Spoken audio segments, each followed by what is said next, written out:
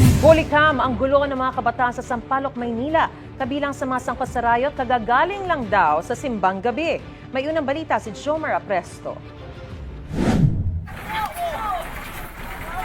Aakalain mong naglalaro lang ang mga kabataang ito sa bahagi ng Lacson Avenue sa Sampaloc, Maynila. Pero biglang naghagis ng molotov ang isa sa kanila hanggang sa gumanti na rin ang iba pa. Ayon sa barangay, aabot sa 20 kabataan na pawang mga dayo sa lugar ang sangkot sa riot. Riot gang war, yun ang assessment namin sa kanila. Mga bata, minor, 8, 9, 10, 11, 12. Yung iba kasi galing sa simbang gabi. Ilang sasakyan ang tinamaan ng mga bato. Humingi naman daw ng paumanhin sa barangay ang ilang magulang ng mga kabataan. Kaya lang, ang magulang pong ito ay sinasabi na dali na lang sa kulungan yung kanyang anak, hulihin, di ba? At wala din daw po sila ibabayad dun sa damage na nagawa sa sasakyan ng aming kabarangay.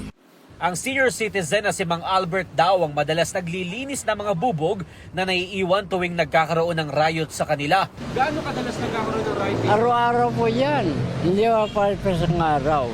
Minsan alas 3 ng hapon, minsan labas sa gabi, alas 4 ng araw.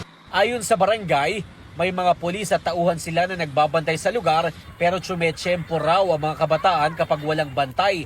Ay naman sa Manila Police District, agad silang rumesponde noong mabalitaan na nangyari. Ang ginawa ng pamunuan ng Manila Police District, yan yung dalawang istasyon natin.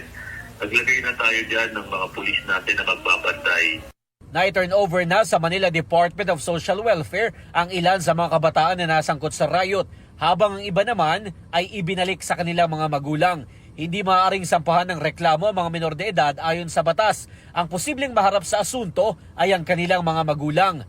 Sa ilalim ng Manila City Ordinance No. 8243 o ang Anti-Child Endangerment Act, posibleng makulong ng 1 hanggang 6 na buwan ang mga magulang depende sa edad ng kanilang mga anak. May multa rin na 2,000 pesos hanggang 5,000 pesos. Huwag na po nating hintayin na may mangyaring hindi maganda sa inyong mga anak. 'Di ba? Or, better yet, kung sa inyo po yan, sasampahan po namin kayo ng kaukulang parusa.